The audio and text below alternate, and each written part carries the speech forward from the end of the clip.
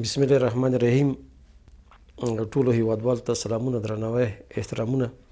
نن غواړم د یو خاص موضوع په باره کې چې ډېر مهمه او حیاتي ده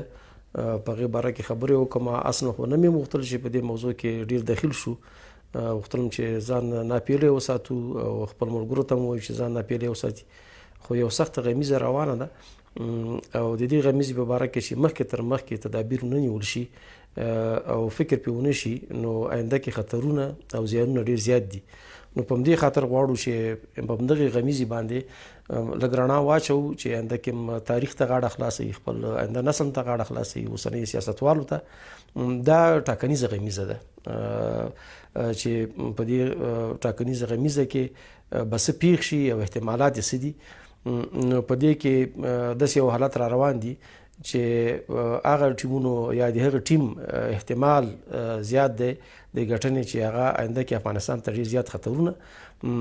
فاجعې او زیانونه متوجه کولی شي. نو په دې خاطر موږ ټولې هغه لارې چارې ولټولې چې ډاکټر صاحب اشرف غني ته پیغام ورسو چې کومې لارې میتودونه دي چې له ټاکنو څخه تیر شو او سولې ته ترجیح ورکړو. نو مګر په دې بریالي نه شولو چې د 2 میاشتو په بهیر کې موږ هغه ته یا لیکلی یا ګړنی پیغام ورسو، لا خوا جواب ترلاسه کړو. د هغو ټولو کمپاینرانو سره چې مطرح دي موږ تماس ونیو او متاسفانه چې هغوی دې جوګه نه شول چې جمهور رئیس ته واقعیتونه ووایي یا د واقعیتونو د بیان ظرفیت ولري. نو جمهور رئیس په یو معلوماتي خلا کې دی، په ځان غره دی، یو په داسې باورۍ باندې اخته دی چې هغه اصلا د اعتبار وړ نه ده، یعنې بې ځایه خوش باوري ده. نو په همدې خاطر نور ټولې لارې بندې شولې چې موږ پیغامونه څه قسم ورسوو. نو مجبور شولو دا ویډیو خپاره کړو که دې ویډیو له لارې هغه ته پیغام ورسیږي چې افغانستان له یو لوی غمیزې څخه وژغوري او خپل تاریخي مسؤلیت ترسره کړي. دی په انتخاباتو باندې ډېر ټینګار کوي. د انتخاباتو دپاره لومړی خنډ چې دی هغه امنیت دی چې ټول افغانستان یې ګواښلی. نو د دغسې ناامنیو په شرایطو کې د ولسوالۍ شورا انتخابات ونه سو کړی، د غزني انتخابات لا تر اوسه پورې پاتې دي، همدارنګه د ولایتي شورا انتخابات یې ونه سو کړی. نو چې ناامني په دغه کچه باندې نو ته به څنګه عادلانه انتخابات وکړې؟ د اساسي قانون له مخې انتخابات باید عادلانه، سري، سراسري.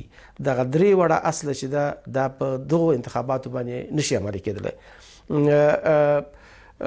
که چیرې جمهور رئیس او د هغه ټیم حاکم وای په انتخاباتي پروسیجر باندې، نو لومړی زیان چې ورته متوجه سو د انتخاباتو هغه دا و چې ولسوالۍ شورا انتخابات د جمهوري ریاست انتخاباتو سره یو ځای ونه شول یا تر هغه د مخه ونه شول. دویم د ولایتي شورا انتخابات حذف شول. دا خلکو ولایتي شورا کاندیدانو راویستل، بیا هم ولایتي شورا کاندیدانو ته رایه ورکوله، هم جمهور رئیس ته. نو دا برخه هم حذف شوله او دا برخه هغه غټ زیان د غني کمپاین ته چې د دې نفوذ ساحه کې د ته ډېر ضرورت و چې د ولایتي شورا انتخابات وشي، ځکه چې خلک د ولایتي شورا کاندیدانو انتخابات ته راویستل. دریم ګزار چې وخوړه هغه 2200 مرکزونو حذف و چې د امنیتي دلایلو له مخې دا مرکزونه وتړل شول. دا اکثره هغه نفوذ ساحه ده چې غني ته یې رایه ورکوله. نو یو سړی چې د نږدې 2000 شاوخوا مرکزونو څخه 2200 مرکزونه له لاسه ورکړي چې اکثریت پکې دی، خو دا خو د انتخاباتو تقریبا 10% جوړوي. نو 10% خلکو اتومات په دې کې حذف شول، انتخاباتو نه ووتل او نور پاتې ساحه چې ده هغه هم د ناامنۍ له وجې نه خلک نشي کولی چې رایه ورکړي. نو نور هم دا هغه چې ده د ساحه د انتخاباتو چې ده دا رالنډېږي، تنګېږي او یوازې په محدودو ساحو کې به انتخابات وشي چې هغه د په مخالف جهت پورې اړه لري یا د سیال کاندید پورې اړه لري. نو دا بله ستونزه وه. بله غمیزه چې د په ټیمونو کې ده هغه د ټاکنیزو دفترونو د مسؤلینو ټاکل دي چې هغه اکثره هغو کسانو څخه جوړ دي چې یا خاري په اصطلاح روشن فکران دي چې کلي ولس سره ناشنا دي، یا له بهر راغلي دي، یا د مدني ټولنو په نامه باندې خوی غوړمالان دي چې هغه فقط د ځان د مطرح کولو په خاطر ولس سره هېڅ رابطه نه لري. زه خپل د کمپایني دفترونو ته ورغلم. اول ما دا پوښتنه ترې وکړه ستا سره چې په دې کمپایني د کمپاین دفتر کې څوک کار کوي تاسې دا تذکیرې وګورئ چې سټیکر شوي دي که نه دي سټیکر شوي. نو په سلو کې شپېته دوی خپله سټیکر شوي تذکیرې نه لري. نو دوی بیا بل څوک څنګه انتخاباتو دعوت کړي. دا ځکه دا خبره کوم چې ټولې لارې چارې چې دي هغه وتړل شولې. نو موږ مجبور شولو چې میډیا ته دا خبره وکړو که د میډیا له لارې دا پیغام نشر شي. دا خبره باید بیا دلته بیا واضح کړم چې موږ نه د اشرف غني د ټیم پلویانو، نه د ډاکټر صاحب عبدالله او نه د کوم بل ټیم، مګر اوس ګورو چې غمیزه دې حد ته رسېدلې چې دغه انتخاباتو څخه نور عیبونه چې پیدا کېږي هغه زموږ مسؤلیت ده، مکلفیت ده چې هغه خلکو ته ووایو. موږ د طالبانو په وخت کې یو شمېر پوه کسانو سره لاړو، طالبانو د حاکمیت په وخت کې چې مشر ملا سره وګورو وخت زمینه مساعده نه شوله، خو د هغوی دویمه درجه چارواکو سره موږ وکتل. نو هلته موږ ورته ویل چې طالبان افراط او تفریط نظام دی،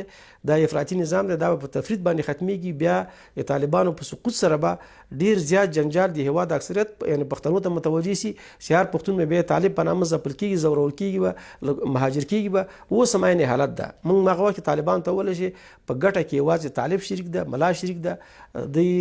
د ترافیکو رئیس ملا ده، د صحت عامې رئیس ملا ده، مګر تاوان کې سره ټول دا قوم شریکېږي. اوس بیا موږ داسې مرحله کې راغلي یو چې ډاکټر اشرف غني په کامیابۍ کې یوازې ډاکټر اشرف غني، دغه ټامیان، دغه خیاطان، دغه وړمالان او یو څو نور برشمالان دا شریک دي، مګر تاوان کې ټول سره شریک یو. موږ چې په دغه حکومت کې 15 کالو کې د چپړاسیتوب نه نیولې تر مدیریته پورې څوکۍ نه لرله، موږ هم د اشرف غني کفاره ورکوو. نو موږ په دې خاطر باندې چې دا غاړه خلاص کړو ولس ته چې دا سړی که په دغه شکل باندې رواني دا ناکام دی.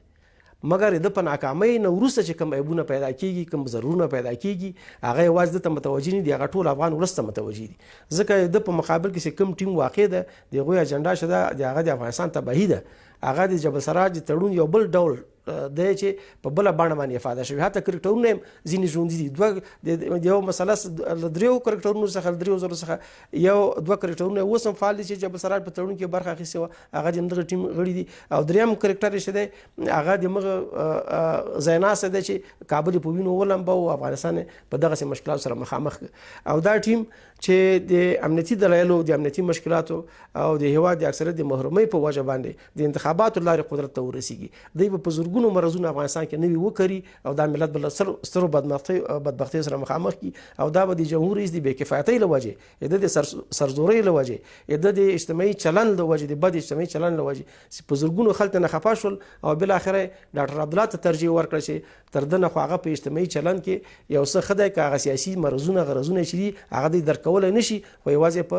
اجتماعي ټولنیز چلند لارې د مفکر نه مخه واړوله، لاړل هغه خلکو سره یو ځای شول. مګر په دې خبر نه دي چې هغه چې کله بریالیتوب ته ورسیږي کوم زیانونه، کوم خطرونه د 1900 کلونو پیښې بیا تکراریږي او له هغه نه څو ځله په شدت سره به تکرار شي، مملکت به بیا وپاشل شي، هویت به بیا له ستونزو سره مخامخ شي. نو په دې خاطر موږ د هغو افغانانو په توګه، د ملتپالو افغانانو په توګه دا زموږ دنده ده چې ولس ته واقعیت وایي. ولس د ډېر بدو حالاتو سره مخامخ ده. یو بد دی چې اوسنی حاکم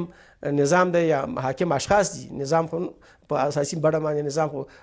دولت دغه کې خو به ټول شریک وي، خو متاسفانه شریک نه دي. محدود کسان دي چې له بهر راغلي، افغانستان یې یرغمل کړی، حکومت یې یرغمل کړی، سوله یې یرغمل کړي، انتخابات یې یرغمل کړي او لارې ورته نه لري، حل لارې ورته نه لري. نو د باشعور افغانانو په توګه زموږ وظیفه ده چې خلکو ته پیغام ورسوو. نو د جمهور رئیس اخلاقی چلند چې دا د محاسبه کړی نه و، ځکه د دې ټولنې څخه دومره لرې و چې دلته اجتماعي مناسبات او اخلاقی مناسبات نه و محاسبه کړي چې دا به په آینده کې څومره رول لري، په آینده ټاکنو کې یا په آینده اجتماعي مناسباتو، سیاسي مناسباتو کې. هر سړی خفه که، هر سړی ودګه، قوم مشر، سپینګیری، سیاستوال، دا دی به ملامت په ټولو خلکو نه، مګر یو بیلانس به دلته وی په دې مملکت کې. بالاخره هماغه خلک چې عقدیان شول هغه لاړل د په مقابل طرف کې د شخصي عقدې له مخې، د څوکۍ د عقدې له مخې یا د نور عقدو له مخې لاړل. مګر دا عقده اوس دې سبب کېږي چې هغه اخوا ته ډېر یو غټ سیاسي فساد رامنځته شي چې هغه به د عمل تباه کړي. یو سړی د شخصي عقدې له مخې نن تللی او موږ خدای فضل ده چې مفکر په 15 کلو کې د ټیم موږ ته د سر په کاسه کې اوبه راکړې، خو کله چې د افغانستان ملي ګټې مطرحي بیا موږ د مفکر نه پورته فکر کوو. موږ وایو چې دا اوس بیا نسبت او تناسب ده چې دغه سړي کې به د حکومت په دغه شکل باندې دا اوس ده دغسې به روان یا به تر دې نه نور هم خراب شي مګر په مجموع کې به د مملکت حیثیت خوندي د مملکت عزت به خوندي دا مهمه نه چې موږ په حکومت کې یا په ملازمۍ کې یا د څوکۍ ولرو مګر د افغانستان لپاره کار کوم دا خبره به دې زموږ ټولو هیوادوالو ته واضح شي چې مفکر جمع احدي صاحب جمع جلالي صاحب جمع حکمتیار صاحب دغه ټول شم د شمال ټلوال تر سیوري لاندې په ائتلاف کې یوځای شي موږ د هغوی مخالفت کوو دا خبره دی واضح په تیر هغه کې ورته ځکه چې موږ دا خبره واضح شوې چې شمال ټلواله په تیره بیا شورای نظار او جمعیت او ستم دا د افغانستان شعوري دښمنان دي د دې په مقابل کې باید یو سیستماتیک فکري شعوري مبارزه وشي دا ټول سره ائتلافونه وکړل راوغوښتل مګر مملکت ته په ګټه تمام نشول اوس هم چې دا کوم خلکو راوغوښتي ائتلافونه کوي موږ وایو چې اشرف غني سره اختلافات په خپل ځای د اصلاح لپاره باید هڅه وشي او دایم باید پرې نه ښودل شي چې په دغه شکل باندې انتخابات ته لاړ شي چې نه سره وسله شته نه سره زور شته نه سره زر شته زور و زر البته په دې معنی چې حکومتي امکانات یې سماله هغه بله مسله ده مګر خبره دې کې ده چې ولسي زور مې هدف ده چې ولسي زور دې څومره ده ولس خو درنه لاړ کوچیان هم درنه لاړل احمدزي هم درنه لاړل اوس دا محاسبه به کوو چې هېرته څونه رای لري اول به دا خپل پلرنی وطن دې محاسبه کوو پلرني وطن کې د لوګر کې په تېرو انتخاباتو کې 12,000 شاوخوا کې رای استعمال شوي په دې انتخاب هم د 15 شپېتو ولسي جرګې ته کاندید 15 شپېته کاندیدانو دا خلک راویستلي 4,300 خپل خپلوان یو کال په کار کړو ټول 12,000 رای شول اوس پاخه سرک نه خواته وختل نه شي په ټول لوګر کې 300 نه زیات رای استعمالېږي نه هغه کته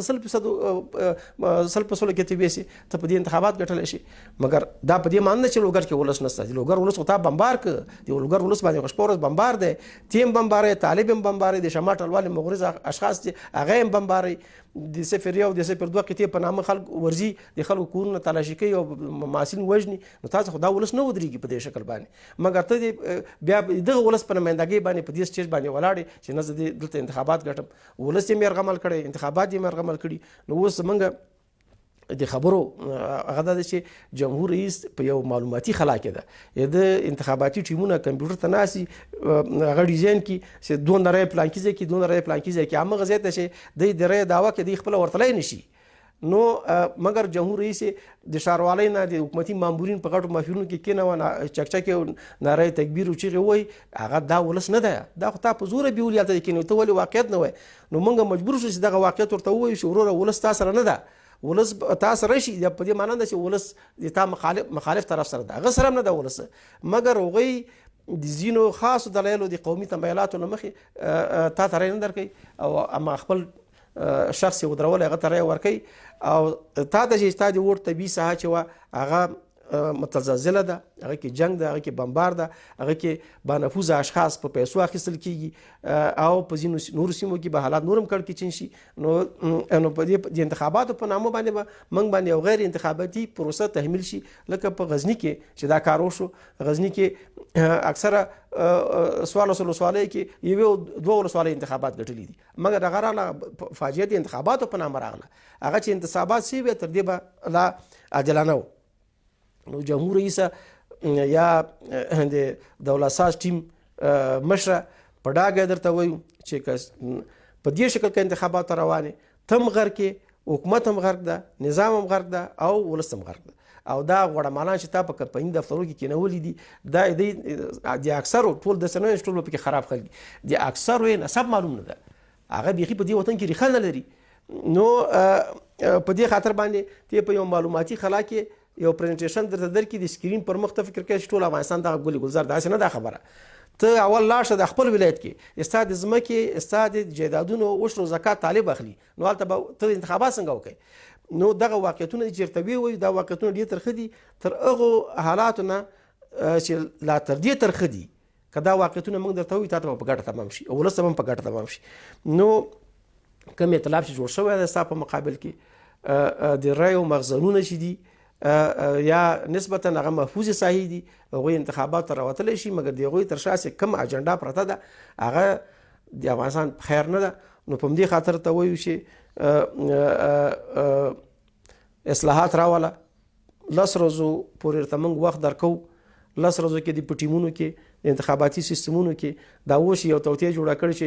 ښځې باید حتما عکس واخلي دا په کوم مفهوم اخلي دا په دې مفهوم چې په ځینو سیمو کې کلتوري مشکل ده تا د پاچاهۍ په خاطر یو پښتنه ښځه خپل مخ نه لوسي او مخکې چې سر ته پلاس کې ونیو ته څه قدر کو چې اوس بیا ستا په خاطر باندې پړونه پورته کی چې څه کوم اشرف غني کامیابي. بل ځل چې په خوست کې یو خور مړه شوی وه هغه یې مړی پټ کړ دې خاطر چې انتخابات زیان پیښ نشي. تا خوست سره څه وکړه؟ نو دا ټول د ټولو خلکو ګیلې وغدې دا راټولې شوي بالاخره ستا په ضد باندې په دې انتخاباتو کې ودرېږي او ستا ناکامي چې ده هغه یوازې بیا ستا ناکامي نه ده، هغه د دغو خلکو چې دا اوس ستا نه خفه دي د دې ناکامي هم ده. هغه سیمې چې تا ځپلي هر ورځ پې بمبار کوي د هغوی ناکامي هم ده. هغه ولس چې تا رټلی هغه سیاسي مشران چې تا رټلي تا ځپلي تا توهین کړي تا تحقیر کړي تا له حکومت شړلي تا له سیاسي سنې شړلي تا له اجتماعي هغه نعمتونو محروم کړي د هغو ټول په تاوان ده. مګر نن باید یو عادلانه یو معقول فکر وکړو چې کومه حل لاره شته ده. زه وایم چې سولې ته ترجیح ورکړه. سوله ته وایي چې یو منتخب حکومت رامنځته شي او بیا زه سولې پروسې ته داخلېږم، نو دا خو د خپله په دې ځان باندې رشوند اوس کونړ کې وایي چې یوازینی منتخب جمهور رئیس افغانستان کې زه یم، خو ته منتخب یې که نه ور وړاندې څه سوله وکړه که نه، نو بیا بل کوم منتخب ته منتظر دا 15 کاله خو معنا منتخب نه دی، نو دا خو د خپله ځان باندې عریضه وکړه.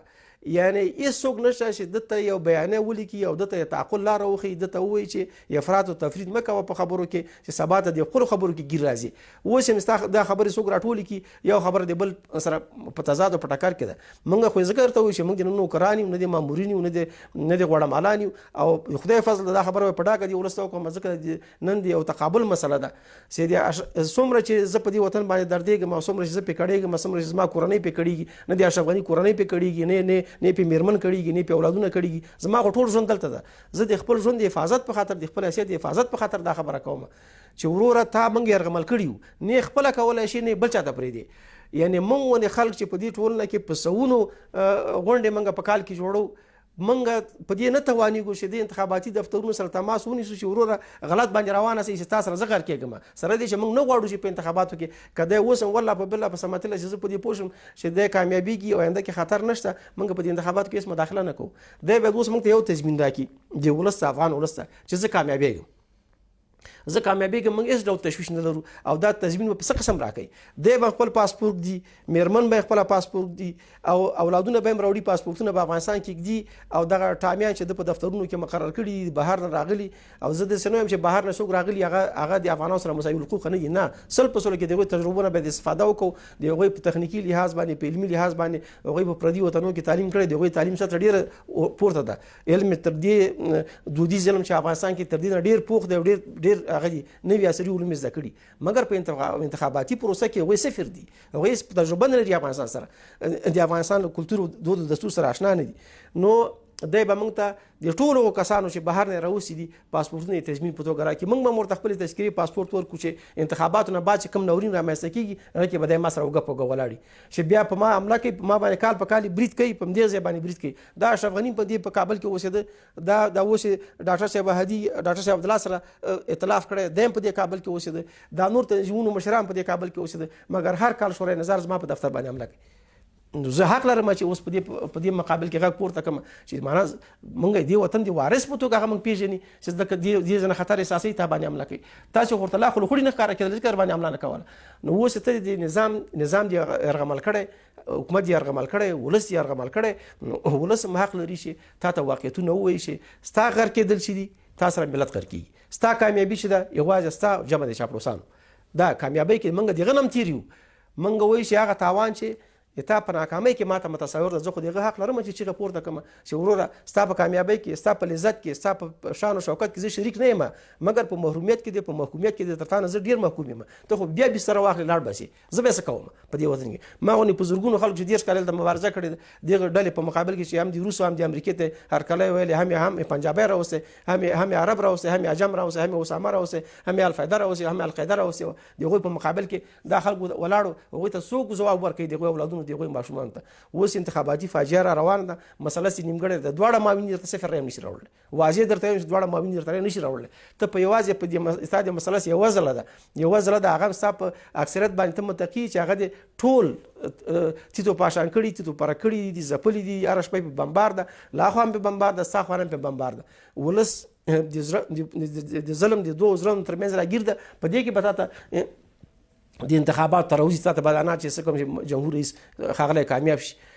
شعوري خلک دي تا د انتخاباتي ټیمونو خلکو مقابل طرف سره تماس نیول چې موږ هم درځو، ته د حالاتو نه خبر نه. نو که دا حالات داسې رواني نو د انتخاباتو په نامه باندې یو فاجعه پر افغانانو باندې تبل کېږي. د غزني انتخابات نه جوړېږي. د غزني انتخابات د غزني د ولس لپاره، ولسي جرګې انتخابات د غزني د ولس لپاره د منلو وړ عادلانه و. نو که دغسې انتخابات غواړې نو بیا ولس ته تضمین ورکړه چې زه پاسپورت دلته ږدم، ماشومان مې راولم، هره سخته چې راغله بیا د هغه نه وروسته زه ذمهوار یم. ته خو په حاکمیت کې ما سره تشریح کړي، په محکومیت کې خو نه یې راسره، محکومیت خو نه تښتې. نو دا خبره ځکه په ډاګه کوم او نو زه ټولو هغه نه لیدونکو نه اورېدونکو نه چې زما خبرې اوري چې بل ډول تعبیر نه کړي بخښنه ترې نه غواړو، مګر دا ډېر یو سوز او درد دې کې ما غوندې په زرګونو په لکونو افغانان نشي د افادې امکانات ورسره نه او خپل مفهوم او خپل پیغام نشي رسولی، مګر زړه کې غوټه پیدا کېږي. زه د هغو په نمایندګۍ دا خبره کوم او لږ تر لږه د خپل ځان په نمایندګۍ د افغان په توګه چې کوم بحران سره به موږ مخامخ یو د هغه دپاره خبره کوم. داسې نشته چې حل لارې نشته. موږ جمهور رئیس ته پیشنهاد کوو چې وروره اول سولې ته ترجیح ورکړه، انتخابات دې وغځوه. دا اوس هم غیر قانوني ناستې، بیا دې څو میاشتې غیر قانوني او که چېرې انتخابات کوي تضمین یې ورکړه چې ګټلی شم. دا یو مسله. موږ تشویش په دې کې ده چې انتخابات به هم بایلې، یو سوله به هم بایلې، د دوه حکومت به هم بایلې، درې او آینده کې به ملک د بحران سره مخامخ کړي، څلور. خو که ته دا نظام وغځوې، دا حکومت وغځوې او نړیوال ټولنې ته چې وایي چې موږ طالب سره مخامخ کینو تر هغه پورې چې ټول افغانستان کې امن نه راغلی. څوک چې د نیمروز یو ولسوالۍ د پنجشیر له ولسوالۍ سره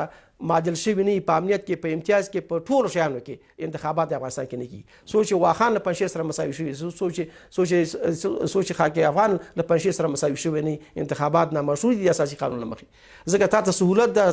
تا سره حکومت ده، تا سره زر دي، تا سره زور دي، تا سره امکانات، تا سره امن ده. زه په وینو کې یم، بیا ته ما ته وایې راست ما سره انتخابات وکړه.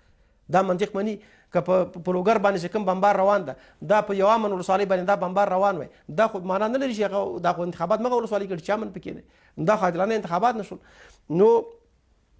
موږ دې ته وایو چې وروره د سولې پروسه دې وغځوه، د سولې مخالفت مه کوه. تا نه ډېر تورزنو هلته سر خوړلی ده، بیا اخره کې پښیمانه دي. ډاکټر نجیب قصه مغسې بیا را روانه ده. مغه د جبل سراج تړون په یو بله بڼه باندې راژوندی شوی ده. ډاکټر نجیب هم اوس خو په ټولنه کې په ډېرو مثبتو نومونو باندې ستایل کېږي، خو که جزوي تحریر نه اشتباه یې نه وای کړې، نه به خپله قرباني و او نه به دغه حالات و. دی اوس د ډاکټر اشرف غني د ډاکټر نجیب په پوزیشن کې ده. طالبان د حزب اسلامي چې هغه وخت کې حکمتیار نه کومې اشتباهګانې وشلې، طالبان په هغه پوزیشن کې دي او شمال ټلواله ما خپل پوزیشن کې ده او شاوخوا او روسیان چې دي روسانو په پوزیشن کې دي. تاریخ یو شکل بیا تکراریږي او موږ ورکړل چې 70,000 کابل ښاریان په وینو باندې ولمبړ شو، تمدن اصل منځ لاړ. دا ورته په یو بل شکل یو بل بحران رامنځته شي، سیاسي بحران چې بیا نتیجه جګړه ده. نو وروره یا انتخابات تضمین کړه چې عادلانه انتخابات کې سراسر انتخابات کې دغه لپاره حل لارې شته، فورمولونه شته، قانوني چې اساسي قانون دغه جواز ورکوي. که چیرې ستا ته لاره موجوده وي او وایي دهلیز لارې موږ درتلی شو، د ځمکنۍ دهلیز لارې درتلی شو، د خط لارې درتلی شو، د طرحې لارې طرحه درته درولېږو، ویې ګوره تغییر راوله او دا ټیمونو کې تغییر راوله چې دا انتخابات وګټي او بیا په ګټه کې د خیر دغه دوړن شاملي، دا دروغجن دي شاملي چې مقصد چې دغه نه بدتر حالت ته موږ داخل نشو. یعنی تصور دا ده چې دې نه موږ بدتر حالت ته داخل وکړو. که دغه حالت ته موږ وساتو بیا به هم نسبتا د مملکت په ګټه ته د سولې خبره کوې. تا په نهم د جوزا د لویه جرګه هغه جرګه چې تا دایره کړې وه، هغوی درته وړاندیز وکړو چې 50 کسان د سولې هیات وټاکه. نن دغه څخه پوره جوزا، سرطان، اسد، سنبله یعنی تقریبا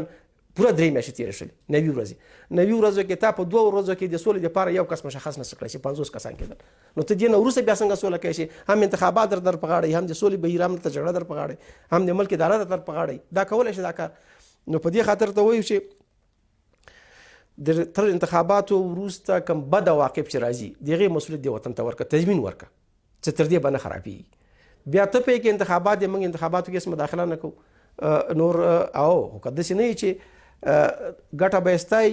تاوان به یې زمایي. موږ طالبانو په وخت کې یو کړه دا تجربه کړې ده، د خلقیانو په وخت کې مې دا تجربه کړې ده، بیا هغه نه وروسته بیا تا په ډاکټر نجیب په وخت کې دا تجربه کړې. ډاکټر نجیب چې سقوط شو حکومت یې تاوان یې چا وګاله، نو طالبان چې سقوط شول تاوان یې چا وګاله، او اوس چې ته سقوط کېږې تاوان به یې څوک ګالي. نو خبره دې کې ده چې دا خو د شخصي ملکیت نه ده چې سوله به زه یرغم جامع الکمالات یم پارس کې پیږم پارس کې چې پیږي دا د خپل لوګر امنیت دې ونیسه چې هر شپه په بمبار کوي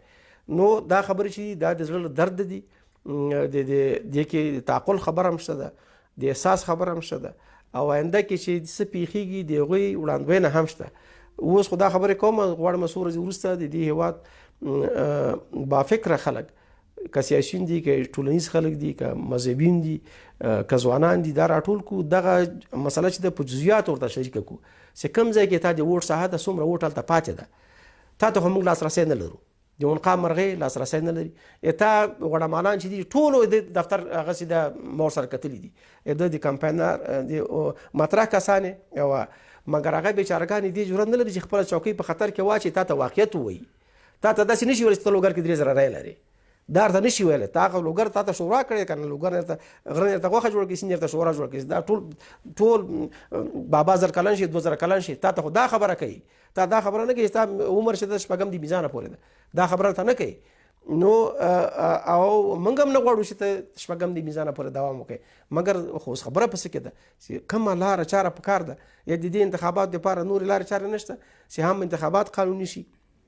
هم د خلکو مشارکت وشي هغه جزئیات باندې ځکه خبره نه کوم چې وخت بیا دغه قانوني وړاندیزونو لپاره مخالفین چې دي دلایل او غیر قانوني دلایل پیدا کوي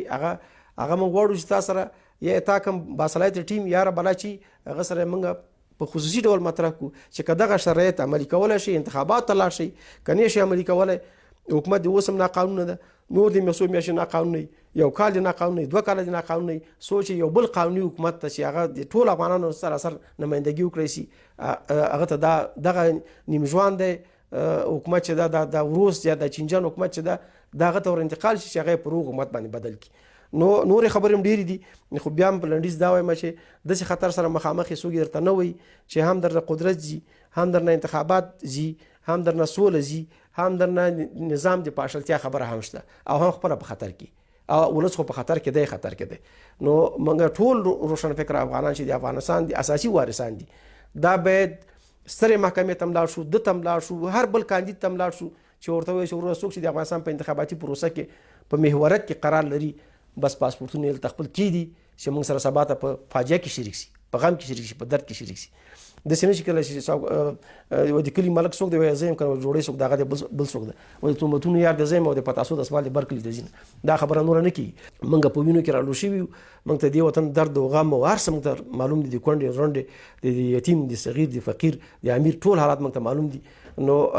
ته لکه د عوام مرغۍ راغلې او اوس په ټولو شیانو باندې ته خبر شولې موږ خبر نه یو نو بیا هم خبره کوم چې ولس هم دا پیغام ده چې ورونو عزیزانو له سخت خطر سره مخامخ هستئ له سخت خطر سره مخامخ هستئ نو راځئ داسې وکړئ چې په د هر چا چې هره ممکنه لاره او امکانات په واقعي په جمهور رئیس باندې فشار راوړئ چې یا انتخاباتي ټیمونه اصلاح کړي یو او د انتخاباتي د اساسي قانون مطابق انتخابات وکړي د دوه او هغه سیمو کې چې نامني ده او هلته د انتخاباتو زمینه برابره کړي کنه تر هغه پورې چې یو سیمه نام نه بلکې امني دواړو کې د انتخابات نه کیږي سوچ دواړه سره مساوي شي ځکه قانون ماته حق راکړی او کنه د سوله موږ ته آب حیات ده نوشدارو ده دغه چینجنې تلافي حکومتونه هر شی ښه ده موږ ته او بله خبره چې بیا یادونه کومه چې غیر عقلي دلیل راوړي دا سوله که په جنگ بدله شي نو سوله چې په جنگ بدلیږي خو هغه سوله نه ده که نه خو جنگ ده خو هغه حالت کې ته اوس روانې عادلانه سوله غواړم معنا عادلانه اسلام غواړم ان اسلام کې خدای نه خاصه ظالمانه هم شته خو سوله خپل عدالت دی دغسې د سولې دپاره پلمې جوړول او بانې جوړول دا د مملکت دپاره په تاوان دي بیا هم په آخره کې وایم ټول ولس ته چې ډېر بیداره اوسئ که انتخابات در باندې تحمیل شول دا غیر قانوني انتخابات چې اوس روان دي کمیسیونې بې کفایته غله راهزن د ولسي جرګې انتخابات د په 8 میاشتو کې ترسره نه شو کړی نتیجې د ولسوالۍ شورا انتخابات درنه پاتې شول د ولایتي شورا انتخابات درنه پاتې شول ته اوس دومره توریالی چې دلته یو طرف په توګه مطرح ولسمشرۍ انتخابات په عادلانه ډول ترسره کوي په کم عقل په کم تعقل باندې چې هغې ته یو طرف هغې کې څه طرف نه وي بې طرفه وي تا کنټرول نه شي کړی چې ټول نظام در سره حکومت در سره دلته لا خصوصي شریباڼې هم در سره دي نو په هر ترتیب باندې انتخابات بیا بحران ته ځي بیا جنجال ته ځي بیا به ائتلافي حکومتونه بیا به یو منم بل به نه منم بیا به د سولې پروسه شاته کېږي اوس تر ټولو نه مهمه دا ده چې انتخابات معلق او عادلانه انتخابات کول شي موږ انتخابات ترجیح ورکو چې عادلانه سراسری د انتخاباتو د قانون مخې د اساسي قانون مخې هم به سراسری هم به عادلانه هم به سری دا کول شي بسم الله دا تضمین مونږ تراکي ټول کاندیدان دي راکي هیڅ خبر هم نشته زو انتخاباتونه بعد به د سولې پروسه او کچیر دا نشي کولای دغه سي وراسته چینجن انتخابات چې څوک بیا نتیجه نه مني ترغه خدا خدای چې سولې تلاش بیا خدغه حکومت چې دا اوس دا به طریق خراب انتخاباتونه چې ورسره مېسته کیږي دی حکومت باندې موږ شکر وباسو نو موږ د بد او د بدتر تر حالت باندې واقع موږ په بد باندې وشکر باسو چې بدتر حالت لاړ نشو نو نور خبرې ډېرې بیا به نور تفصیلی خبرې جزئیات دته مور لګم او همدارنګه به ول سره به شریکو خو دته کو نه رسیدل نو بیا زموږ مسؤلیت نشته ځکه چې موږ دونه خور پوره کړو دونه مجبور کړو چې وسلاړ شو میډیا ته کینو چې د میډیا لاره دی اوی د لزون لاره ارته زموږ پیغام ورورسي نور ټول لاره چې موږ نه خل تصور وکړو چې موږ نه خل چې په ټول شانو کې د مملکت په اکثر سیاسي اجتماعي مسایلو کې په یو نه ډول داخلي موږ لاسرسي نه لرو د حکومت کوچای بیچاره بچی تر لاسرسي ولري هغه طرفي سړی بچی تر لاسرسي ملک او خان او مشر د قوم بچی تر لاسرسي ولري نو دغه د او د ولس ترمن دوغمره دی ونه دي چې د قوقاف ورنه ورتاغه دي صورت لا واړه کارږي نو یو سړی په دغه سي معلوماتي خلا کې واقع دی او ځان ته غرام دی په تیرو انتخاباتو کې د هرات کې 15000 کسان درته حاضر شي سکهال د 15000 کسان حاضر شول په تیرو انتخاباتو کې پکتیا کې د 20000 کسان په یو په ډګر کې حاضر شي سکهال د 3000 کسان هغه د ټول دولتي مامورینو ته تعقل لري کني لري چې کومه واجه واچي د خلک ته متنافر شوی خلک نه تللی کم بیا امنیتي د دغه مخره ک بي کفایتي د دغه مخره ک چاپلوسي د دغه مخره ک د خلکو نارضایتي د دغه مخره نو چې ته په دغه حالت کې بیا ځي انتخابات ته خو ته مونږ غار کوي کنه بیا ته زمونږ پر مېندګي ولاړ نو خبر دی کده چې هر څوک چې ډول فشار راوړل شي هر ډول قانوني فشار راوړل شي ورونو دا وخت ډیر کم وخت انتخابات ته پاتې تکلفي انتخابات تصنعي انتخابات یا انتخابات عادلانه کوي یا د انتخاباتو مخاوني سیاسي ترجیح ورکوي نو نور خبر ډیری نور به بل وخت کو السلام علیکم ورحمت الله وبرکاته